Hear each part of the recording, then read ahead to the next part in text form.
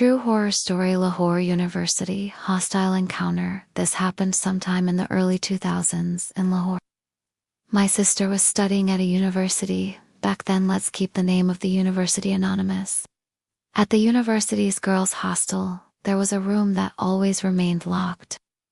It was previously occupied by a group of Yemeni exchange students, but they were rarely seen. Everyone knew that the room stayed locked. The strange part is, this room was located between my sister's dorm room and the washroom, so she had to pass by it regularly. She began to notice that often, while walking to or returning from the washroom, she'd see a girl in white clothes heading toward that locked room. It never struck her as odd in the moment. She'd just assumed it was another student.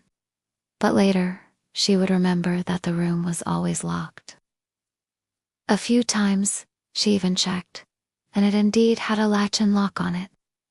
She mentioned this to her roommates, but they dismissed it, saying she was just imagining things. However, the girls in her room used to engage in some unusual activities. They had a Ouija board. My sister insists that none of them would move the planchette. It moved on its own. A spirit that called itself Akbar would often come through. Over time, the spirit became so common that they believed Akbar now lived with them in their room. When they asked Akbar who he was, he claimed to be a resident of the boys' hostel, and even provided a specific hostel and room number. They cross-referenced this and actually found that a student named Akbar was indeed living in that hostel room.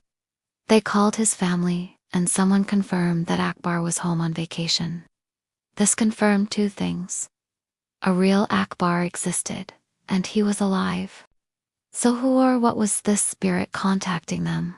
In Islam, it is believed that souls don't return after death. So this must have been a jinn impersonating Akbar. Whenever they asked it about the past, it gave accurate answers. But when asked about the future, it would falter likely because it didn't actually know. The scariest incident happened one winter night, when my sister was sleeping in a dormitory with her roommates. In the middle of the night, she was jolted awake in complete darkness. She felt something wet and thick, slithering from her feet, up to her chest, inside her blanket like a large snake. Terrified, she screamed and threw the blanket away, jumping out of bed. But not a single roommate stirred, despite the fact that her scream must have echoed throughout the corridor. She turned on the light, but no one reacted. She checked the blanket multiple times, expecting a snake to come out, but there was nothing. She didn't sleep that night, too afraid. The next morning, when she asked her roommates who had turned the light on, none of them remembered anything. Eventually, her mother took her to a religious healer, a reputable person known for helping with such cases.